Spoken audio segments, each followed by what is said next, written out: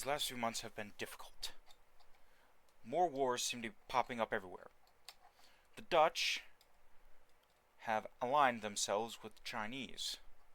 Not our Chinese friends, but the Soviet puppet is effectively what they are. They engaged our fleets at 2 points, Belouan and Pontianak, I believe that's how you pronounce it. We defeated them both there, but our ships did sustain some damage. However, the invasions of Borneo has finished up. As for Sumatra, that'll take some time. Borneo fell pretty quickly, as the local garrison there wasn't interested in aligning themselves with communists. The European affairs have been quite difficult, to say the least. It's been nothing but chaos. And it's getting annoying. The fall of communist Belgium and the return of the king has allowed for some reforms and the arrest of those who collaborated with the Chinese. Our Chinese Republican allies, as well as the army and what naval forces we have in the area, were able to seize eastern China, including the rich ports of Shanghai. The alliance between us and the Republic of China has become somewhat fraught, although that mainly stems from just an issue of language and miscommunication. I've asked the generals who are out there, as it is theoretically my theater to command, to sort it out and, well, get back on to doing the good work. The invasion of Tsingtao and the invasion of the Weihui Peninsula is commencing. All signs point to a relatively smooth, if naval invasions can be that. The fleet has experience now with landing in the areas, and our marines are well trained. The Ottomans also believed that they had something to gain. Attacking our Syrian allies, the Kingdom of Syria called in our help. Breaking free from their French colonial lords years ago and eventually falling under our command, the King of Syria has asked for help. The army, the small army force that's kept over there anyway, is doing what it can. The king raised 100,000 men to help defend the kingdom, and it is working. Persia, under the Shah, has been at war with the rump Ottoman state for some time. They've seized northern Turkey and installed a friendlier Ottoman government, and we seem to be in agreement about how this war should shake down, as effectively the military controls the Ottoman rump state. The Shah and the Sultan are, well, good friends, but the Sultan of Turkey is effectively a prisoner in his own home. The invasion by the Ottoman army into Syria has caused quite a stir in the region. The Italians object to our navy operating so close to their mandate in the Holy Land. They seem to not pay us any mind, though, when we promptly remind them that we have an entire force in Montenegro, who is more than happy to go scuffle with the Italians in case they show up. The Italians backed off. The Spanish, on the other hand, are proving to be much more of a diplomatic quandary than anything else, frustrating as it is. As for Britain, our relations are once again being smoothed out. But most of the world doesn't see the United States as a friend, sees us as a power to topple. Most importantly, though, is an interesting alliance between Mexico and the Soviet Union. During the French Wars and the Japanese Wars, Mexico's government flipped several times. Eventually, after a naval invasion, a friendly Federal Republic of Mexico was declared. Most of the populace of Mexico is in favor. Well, the ones who aren't are radicals on either side of the spectrum. The Federal Republic is doing all it can to stem the tide. Well-trained guerrillas are now fighting in the central part of Mexico, giving the army a run for its money. Worst of all, the Soviets made their intentions clear. They gave the Mexicans aid, or the Commune of Mexico, I should say. They occupy the Gulf Coast side of Mexico, and have launched an invasion of our allies. Unfortunately, due to a serious diplomatic error on the part of many of our European peers, they seem to be giving us a warning that if any American ship or troops attempt to invade Mexico, the Soviet Union will declare war. Henceforth, I have a letter sitting before me that I still haven't quite finished. Currently, I'm in Antwerp. Finishing up operations here was my top priority, and I insisted on getting out to Europe as soon as possible and try to smooth over relations with my British counterpart. The Belgians are grateful that we've helped liberate their homeland from, well, communards, but we're not sure how long it'll last. The King of Belgium, and to a greater extent his family, is worried about the possible implications about having a communist Netherlands to their north. I told them that the army will be ready to help them as soon as the army can figure out where it needs to deploy, and the Navy will keep a squadron near Antwerp for as long as possible. And most of our newest squadrons are operating either in the Caribbean or the Mediterranean, giving us a clear advantage against the Soviets. Now that might seem odd to say that our Mediterranean fleet is just as good as our Caribbean fleet. The Caribbean fleet is busy engaging Mexican patrol boats and whatever else we find. Unfortunately, we can only stem and stop the attack. It's up to the army and the president to see what he wants to do next. He asked me for my advice, and I'm still trying to compose a letter that sums up my opinions. In brief, it reads something along the lines of maybe 4 or 5 points, and I don't know, maybe jotting this down in my war diary might help. First, the economy of Mexico should have all embargoes tripled. Every sanction that we can deliver, tripled. Second, it should be the United States policy to contain the commune of Mexico. If they decide to do anything against America's homeland, essentially, if they decided to send a bunch of guerrillas into Arizona or attack the Rio Grande, then we would get involved, and only then, to prevent another collapsing series of wars. Third, and this is something I've struggled with, quite frankly, to really put my finger on, is how we are to deal with the Soviet Union. The president has asked for my opinion on some times, and sometimes I agree with him, and sometimes he disagrees with me. It's becoming a bit of a, how do I put this, a clash of personalities. The president is, well, a bit more open to the idea of negotiation, however, most of his cabinet is on the other side. They disagree. The president's younger brother, what was his name again? Darn, I can never remember it. I got it. Sean. His younger brother Sean seems to be very sure of himself, and in a good way, actually. He's a very taciturn man, a lawyer by trade, and an excellent author. Well-read, speaks 7 languages, can read and write in 13, and he's an excellent football player. Played for Yale. But more than that, he's incredibly skilled. In fact, he's so skilled, I've asked him to just kind of, sort of read the tea leaves, if you will, on what's going on in Europe. I've asked for his opinion on many occasions. Actually, he's in the other room speaking with the king. I just can't quite put my finger on what's going on. Why on earth would Mexico start an attack? I guess it's because they think we're overextended, and to a degree, we are. The fleet is a bit overextended.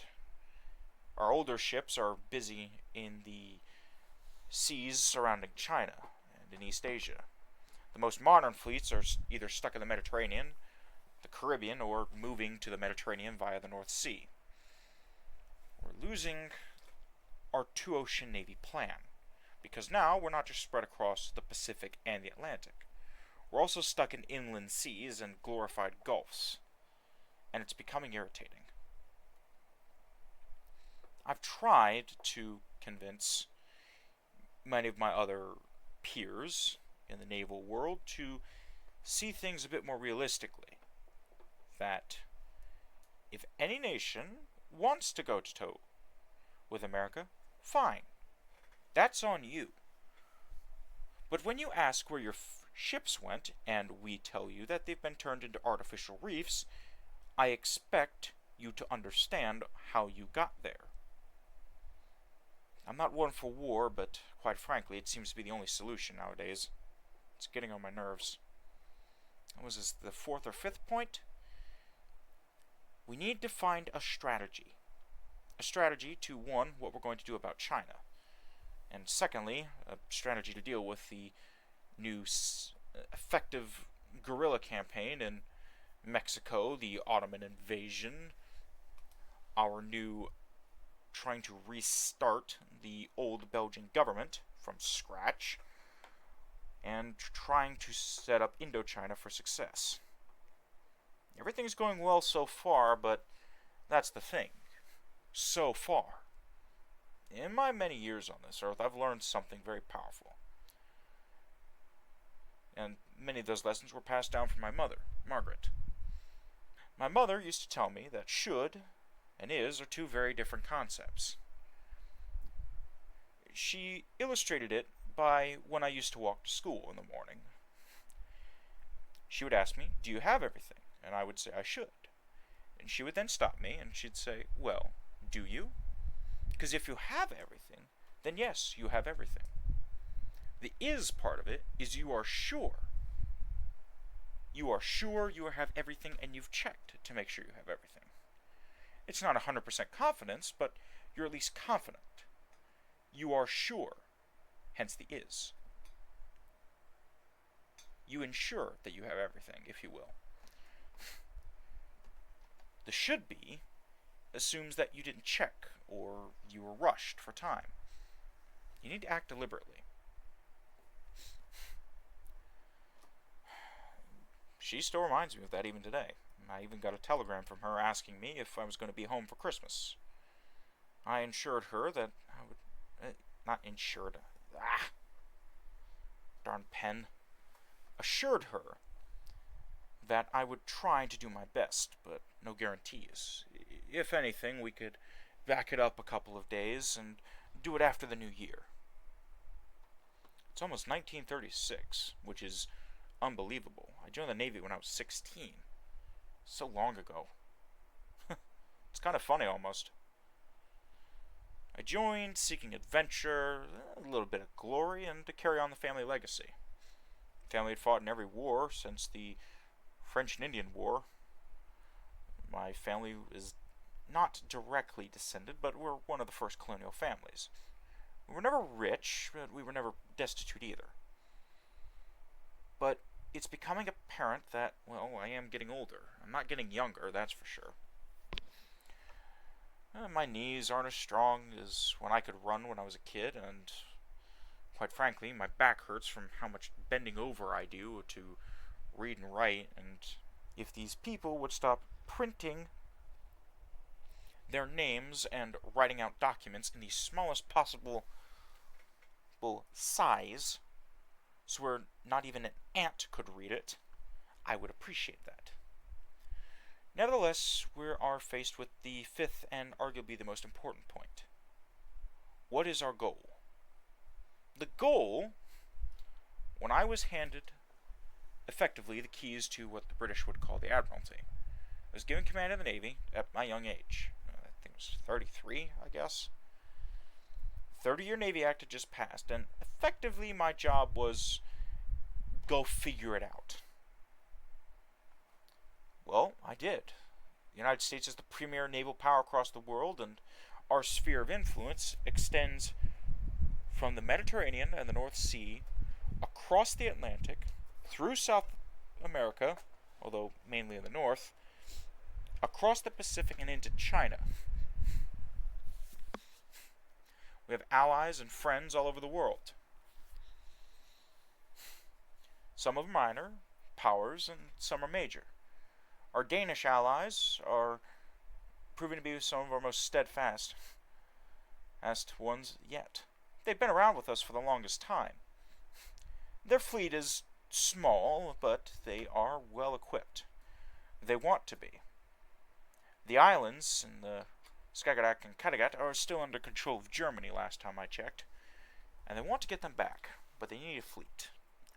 Indonesia is proving to be very resourceful. They are interested in liberating what's left of the Dutch lands and in the colonial East Indies, that's the word I'm looking for, and to build themselves a nation. They've been quite successful so far, and they've established effectively a what was the word he used?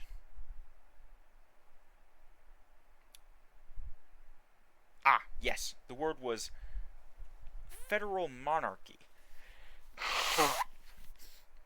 where it was elected. There are some things that are elected and others are appointed, but they're doing well for themselves. And they've been able to set up a small industrial hub on Java. Their exports are becoming massive, and quite frankly, the fleet's hunger for coffee is, well, no stranger to our Colombian allies. Whereas Indonesia is the success story, Colombia has, well, drifted away. A couple months ago, I was given a telegram. A frightening one at that. Colombia had a coup, and this was unexpected. There had been a few series of wars in South America. Brazil had been effectively divided into two parts. One part with a Colombian-friendly government and another with an Argentine-friendly government. It seems that the military had been eating away at the president's power in Colombia.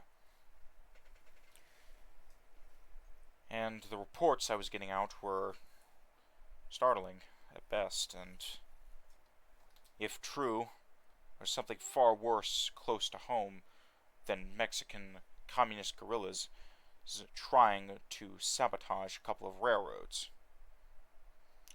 The military effectively walked in and tried to arrest the president, who was, thankfully, for he and his family, outside the palace. Didn't stop them from massacring the presidential guard. Colombia is now under two parts. A military junta, still called the Republic of Colombia, and what's left of the Colombian government, who were friendly with the United States, who still see themselves as part of a new sphere of influence, and, well, more democratically minded, have moved to southern Colombia, part of their homeland. They've established the Federal Republic of Grand Colombia, as opposed to the Republic of Grand Colombia, now run under a military junta, which here in the United States we've now referred to as Junta Colombia. The order for battleship El Libertador is still outstanding. And I've been asked multiple times by people if we should sell it, scrap it, cancel the sale. They've turned on us. But, on the other hand, they already have many ships. The Florida class isn't the most modern, but could be easily upgraded. Especially with whatever tech they're getting from who knows where. Some reports say Germany. Other reports say France, the Soviets, or even the Spanish. Still no concrete word. As it stands right now, they did sign, to my memory, an agreement with the German Empire for trade relations.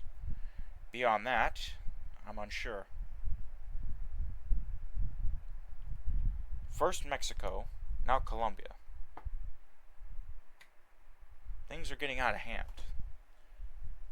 I'm not quite sure what's going on here, but we need to put a stop to it, no matter what it is. And sixth, I just thought of this point, the president needs to go in to the next round table, as he calls it, a meeting of world leaders, and he needs to make his positions very clear. So far, the Navy's been engaging on the principles and the doctrines that we've established, and the goals that we have. Oh, excuse me, one moment.